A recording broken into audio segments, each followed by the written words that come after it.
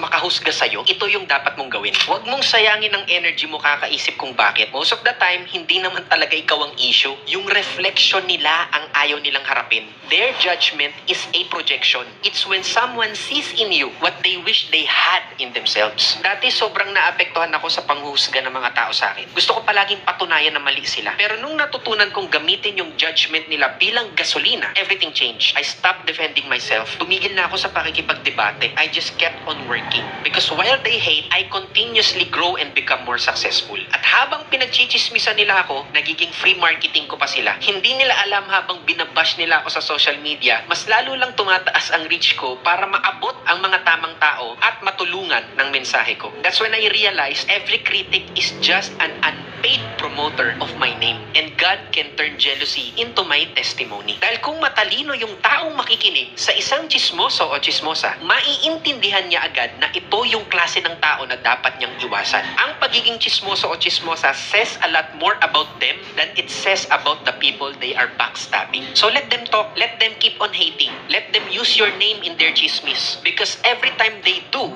God is making sure your name reaches rooms you haven't entered yet.